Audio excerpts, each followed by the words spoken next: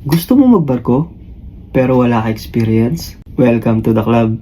Kasi ganito ako nagsimula, puro reject. As in, wala talaga kumukuha sa akin. Pero ngayon, nakasampa na ako ng barko. Paano? Ikikwento ko sa'yo, step by step.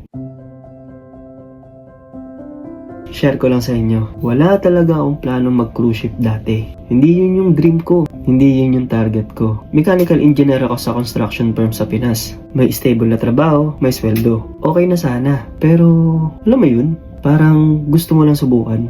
Yung what if magbarko ako? Ayun, nag-try lang ako, wala expectation. At dito na pumasok yung reality check. Grabe, ang dami kong pinasahan ng resume ko. Agency dito, agency doon, send lang ako ng send. Pero guess what? Puro reject. Alam mo yung pinaka-nakakatawa? Sinasabi nila, priority kasi namin yung may experience na sa barko. Teka lang. Kaya nga ako nag-a-apply para mag-experience. Diba? Parang gusto mo magtrabaho pero kailangan may experience. Saan ka kukuha nun kung walang tumatanggap sa'yo? Diba? Medyo nakaka-frustrate pero hindi ako tumigil. Habang nag-a-apply ako, tuloy lang din ako sa trabaho ko. Hindi ako nagmadali. Kasi alam ko, hindi instant yung ganitong opportunity. So, ang ginawa ko, apply lang ng apply habang nagtatrabaho. No pressure, no rush. Ang importante, consistent ka.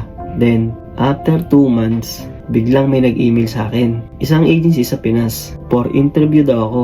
Pero, ito yung plot twist. May pasok ako nun. Online interview naman. So, sumingit lang ako saglit. Tapos, naka-uniform pa ako ng trabaho ko. Imagine mo yun, galing akong site, tapos biglang interview. Pero, ginawa ko pa rin kasi sayang yung opportunity. After interview, inintay ko ulit. Walang update, walang email, tahimik. At doon papasok yung pinakamahirap, yung pag-iintay. Pero, hindi ako nag-overthink. Tuloy lang sa buhay. Then, after 1 month, boom! May email, may offer letter na ako. At doon ko na-realize, lahat ng rejection, part lang pala ng proseso. After nun, nag-asikaso na ako ng mga requirements. Medical, papers, training, lahat. Hindi rin madali at hindi rin mabilis. Total waiting time ko, mga 7 to 8 months bago ako makasampa. So, kung gusto mo magtrabaho sa barko, ito lang ang tatandaan mo. Hindi ka mare-reject kasi hindi ka qualified. Minsan, mare-reject ka kasi hindi pa ikaw yung timing. Kaya, apply ka lang ng apply. Dadating din yung para sa'yo.